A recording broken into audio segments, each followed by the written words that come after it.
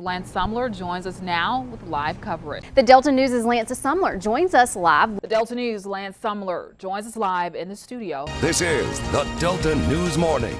Coming up on your Delta News Morning, Greenwood authorities looking for answers after a man is gunned down while going to check his mailbox. His grandmother crying out for peace. Good morning. Good morning. Good morning. Good morning. Welcome to the Delta News Morning. I'm Lance Sumler. I'm Candy Stone. Today is Tuesday, March the 13th, 2018. Thank you for joining us this morning. Now getting into your top stories. A LaFleur County man is shot dead early Sunday morning at the W.J. Bishop apartment complex. All right, once again, everyone, Miss Monica Land here talking about the new Fannie Lou Hamer documentary being made. If you would like more information on the crisis response team and the president of the Mississippi Delta Community College are currently here viewing video footage of when the fire started. Now, a van owned by the college was found a few miles down the road that was also burned. As you can see here behind me, there are a few cars passing by really slowly. A former Greenville police sergeant, Kavana Moore, accused of gunning down her husband, Reginald Moore, in 2015. I'm in Shaw, Mississippi right now, standing in the middle of what was once a street. Now, it's a body of water. As you can see, I'm walking here, and the water is already starting to come up to the higher part of my boots here. You can see how deep the water is getting. And then from here, we can take it to some squats. So just take your feet a little wider than your hip.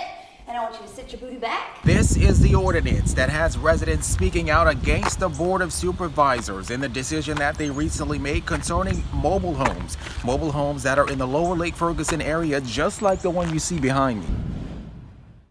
Mayor Rosenthal says that he made calls to the board members who never showed up to last night's meeting. He also says that the next meeting should be held Monday at the latest. A Greenville man convicted of murdering a local business owner fails to convince a court that he was wrongfully convicted. Greenville authorities in search of the culprits who stole 10 air conditioning units from a local church. Pastor Tommy Benson of Vessels of Mercy Church called police when he discovered his units were missing Thursday. You attended the museum opening of the Civil Rights Museum this weekend, and there was a lot of controversy surrounding that issue. Why did you choose to go when so many others chose not to go? President Trump has declared a national day of prayer for people affected by Hurricane Harvey and its aftermath. If you're just tuning in, these girls placed third in the nation at the Great American Seafood Competition. Good morning. Good morning.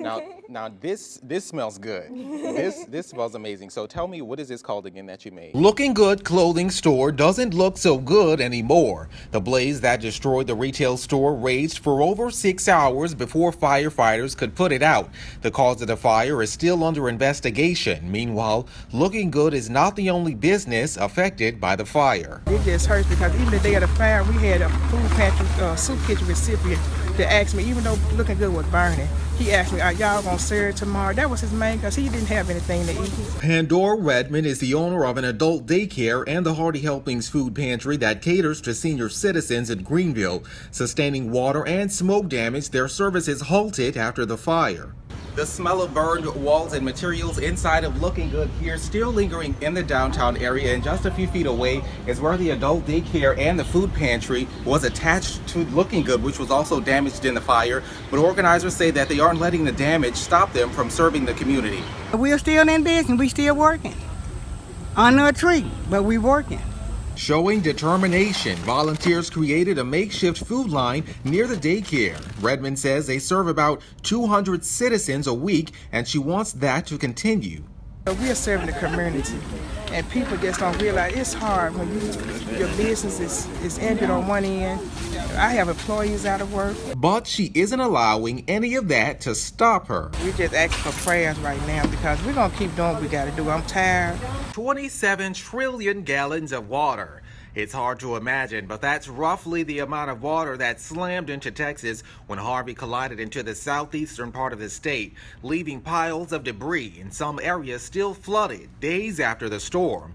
What once stood strong has to be rebuilt. A 2x4 and a saw. While these volunteers aren't in Texas, what they're building today will help the victims of Hurricane Harvey for months to come. We want everyone to know that anywhere east of here, north of here, that's going to Houston, this can be a drop-off point, and we will get everything to where it needs to go in the Houston area. Mark Kelly is the associate pastor at Emmanuel Baptist Church. He, along with about 35 other volunteers, are building tables that they'll use to sort through donations being accepted from across the region. This 30,000 square foot warehouse that they're working in was donated by Casio Storage and Warehouses. What we're doing here is trying our best to give them some kind of relief through people giving here. We'll ship it out to them, have pod sites, point of distribution sites out there that it'll go to, and they'll get it to the people that they'll distribute it as it's needed. With volunteers as young as 7 years old, Pastor Kelly says the idea was presented to him by a few of his church members. A week later, that vision was brought to life. We know that this would have happened to Mississippi. There would be people here helping us, and we've got to stick together. So it's a great feeling to know that you're making a difference in somebody's life.